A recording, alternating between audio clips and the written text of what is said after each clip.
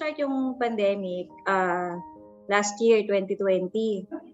So, halos lahat naman naapektuhan nung nangyari nga na yun. So, tumigil lahat, mga pagtatrabaho, mga schools. At that time, we were all trying to understand what was happening to our country and our world. And all around the news, we would hear that our frontliners are dying, we're dying, our frontliners needed help. Kami mga frontliners were really scared. So lahat kami talaga takot. At the time, I think the primary need was really the PPEs.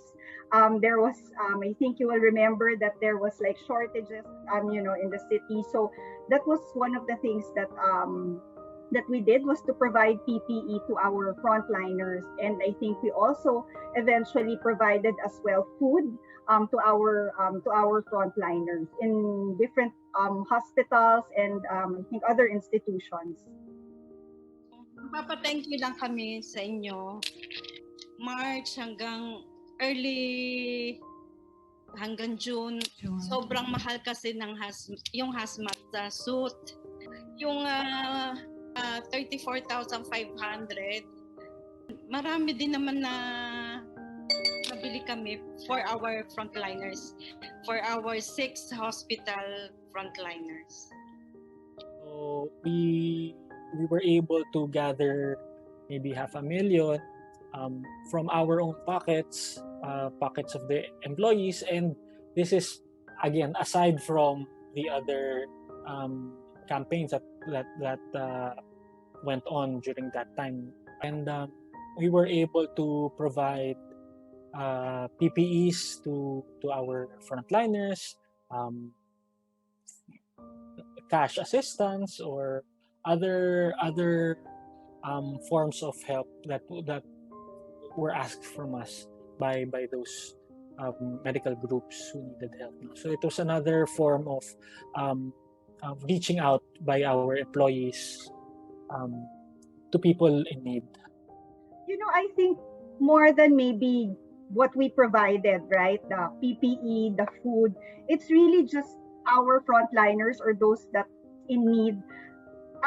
It's just seeing that there are people there that are willing to provide assistance, because individually everyone was unprepared, right?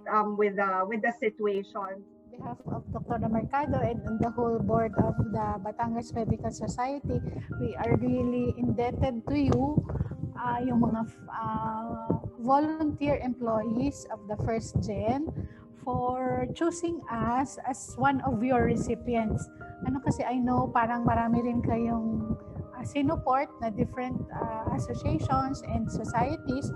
So we are really happy and forever grateful for all the help that you have extended to our society. To see that there is this organization or this group of people within the First Gen organization that is willing to help out in whatever ways and means it can. I think it was that gave them maybe the strength, knowing that there are people supporting them in whatever way they can. So I think that was the main, maybe not intentionally, right, when we were gathering donations, but I think that was behind everything. That's what we also wanted them to feel, that we're still here despite us also having to cope with the situation.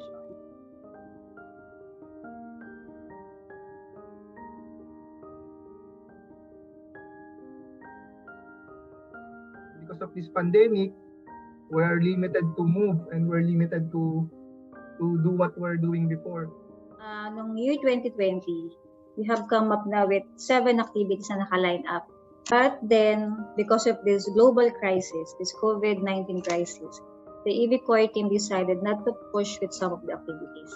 Pero hindi naman ito parang hindrance sa atin to continue our program.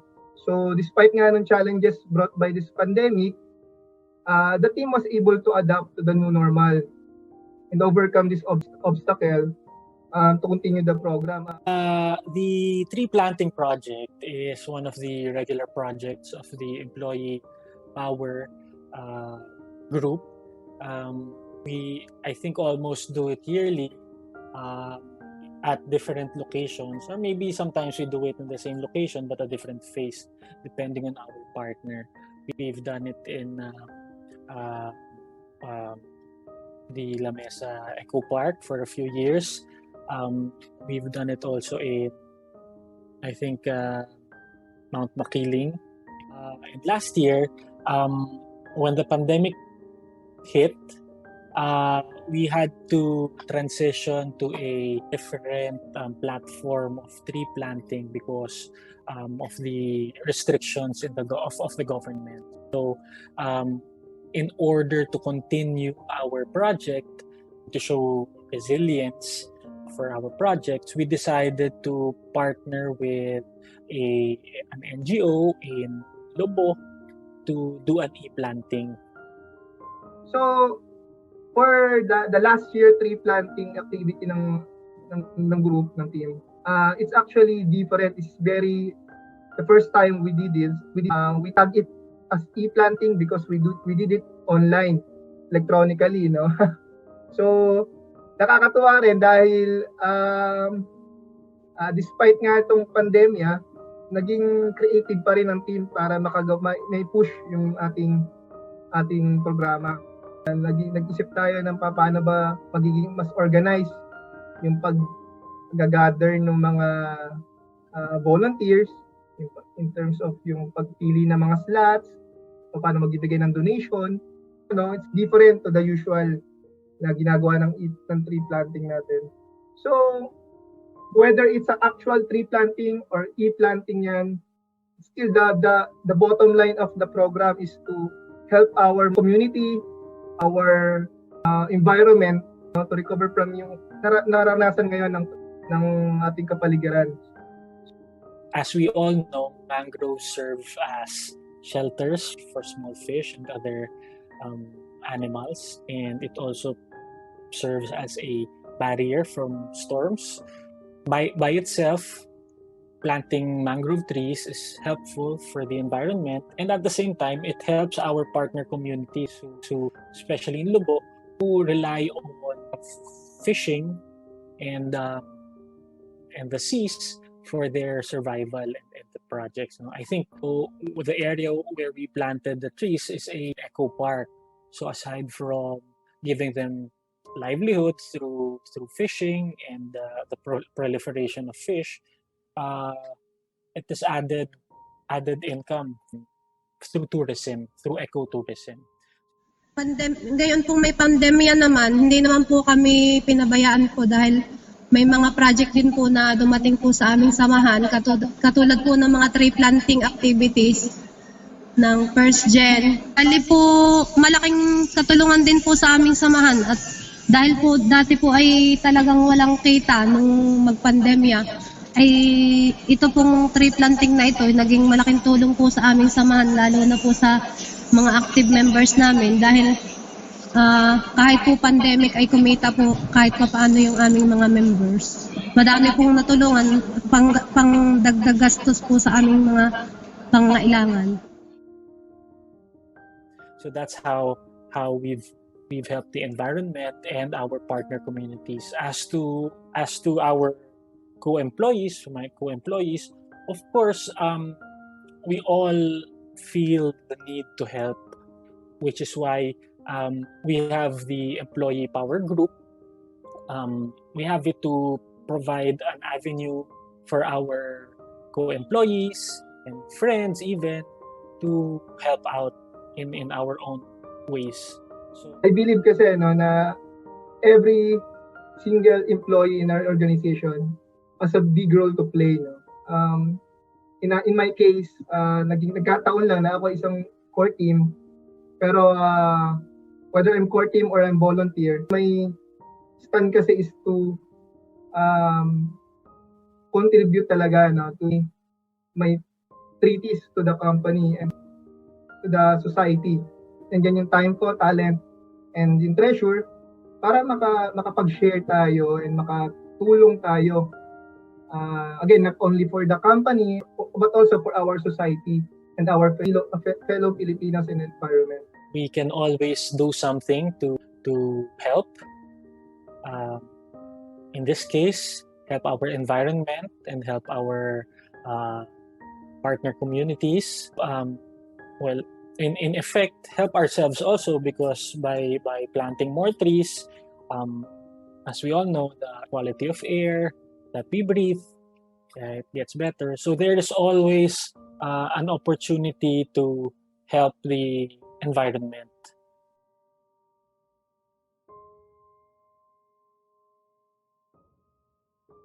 This pandemic, sobrang hirap po. Katulad po nung sa father ko po na parang kailangan po nila magbawas ng workers po. Syempre po, hindi lahat ng employees is masusustain nila ng salary. So time of pandemic, no, wherein many people lost their jobs and livelihoods. Again, yung mga means of living natin ng mga kapwa Pilipino natin talagang nawawala. So really, it's a challenge for many Filipinos in this crisis. It's the most opportune time to help our fellow Filipino in this aspect of education. Again, a challenging time wherein our support is needed the most. Para sa akin po kasi, yung education is very priceless po. Especially thinking na hindi lahat ng bata o kabataan is nabibigyan ng opportunity po para mag-aral. So I always believe in the saying na education is a treasure that cannot be stolen. Mainly because we're trying to empower and uplift people's lives, for them to help also to pursue their personal goals and ambitions, and eventually help their families. Ang laki pong tulong ng scholarship program ko po kasi less expenses din po sa school, and then nakakatulong po siya para additional expenses po sa bahay. Pag nag-meet po kami, hindi lang po siya basta chit-chat na kwentuhan po ganon. Kinakamusta din po nila kami, and their encouraging words. Siguro masasabi ko pong na-help po kami, especially now na online class. Kapag sinasabi po nilang kaya namin yan, and thinking na may naniniwala po sa kaya namin talaga, parang nakaka-touch lang po talaga, and heartwarming po talaga sa pakiramdam. Basically, same with the other scholarships that being granted by other institutions, but in this case, sa atin, we're providing financial assistance covering the tuition fees, miscellaneous, transport. Again, yung primary beneficiaries natin yung mga students who are financially challenged but eager and committed to complete their academic school. Sa nabanggit ko po is ang laki pong tulong niya. Like hindi lang po financially, of course, pati po yung mga employees na nakakausap po din namin, and kinakamusta kami every month and every day po, asking kung paano po yung family namin and ganun po. Parang ang tingin po namin sa scholarship is not just they're not financially supporting lang, pero emotionally din po. It's compounding and perpetual, no? Meaning once we empower them, once we invest the education to these students, andun na yung continuity, no? So andun na yung parang tatawag natin na multiplier effect or domino effect, na kung saan they'll be able to help their families and their kapatid nila, no, mga, and the other din, no, parang parang witnessing them how they strive, tapos push harder, succeed, it gives a rewarding feeling and pride. It's truly fulfilling seeing them how the invested education changes their living situations for the rest of their lives. So, na-realize ko din, no, like yung sinabi ni Kofi Annan, if you're familiar with him, sabi niya, education is a great equalizer of our time. It gives hope to the hopeless and create chance for those without.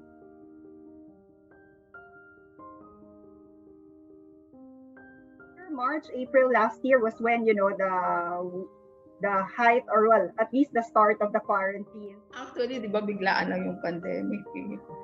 So parang last year, nang una pa lang, parang last year, ay okay pa yung mga bata. Pero nang kalagitnaan na, parang hindi na sila okay, naghahanap na sila. Bakit wala kami may nakikita? Wala may nagpa-party dito. So nang time na yun, parang bakit walang mga tao?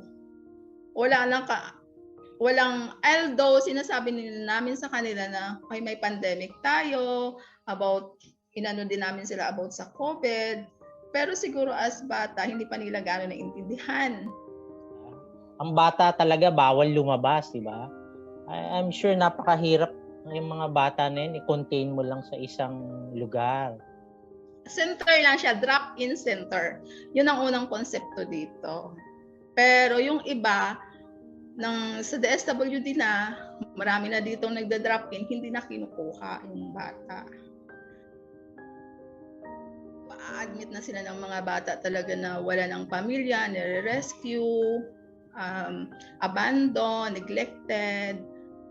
You know, for children, the most important thing more than the toys, it's really the quality time that someone spends with them. No? So especially for these children, they don't have their own families, right? Naisip din namin ito magiging parang may interaction at something na malilibang sila. Right? I think maganda to sa kanilang mental health, diba? I think nakatulong din to sa mga co-workers natin dahil something naman na to do something different naman sa the usual activity nila. The Ate and Kuya for a Day is one of the CSR activities that we have been doing for a long time already. The thrust of this activity is really basically to give our time to the children that have been abandoned, neglected, the orphans. So to have ates and kuyas, even just for a day, spend time with them, I truly believe that it helps their emotional well-being. And I hope that, you know, the time that we spend with them, you know, just sharing stories with them, listening to their stories, doing the arts and crafts, storytelling, I hope that that was something that, you know, that will leave an impression, a happy impression, because hopefully that is something that they will also carry on and help them as they grow up. Ang mga mabuting nagawa ng Employee Volunteering Program ay naging posible dahil sa inyo, sa mga volunteer at higit lalo na sa pangunguna ng ating EV Core Team na nagbahagi ng kung anong meron sila, oras, pero higit sa lahat ay parte ng pagkatao nila. Okay, so, di ba merong sinasabi na 2 heads are better than 1? Or in this case, sa EV, more heads are better than 1. So mas madaming representation, mas nabibigang pansin yung iba't ibang ideas at kalakasan para mas mapalakas ang mission ng EV. To be an avenue for the employees to extend help and reach more people.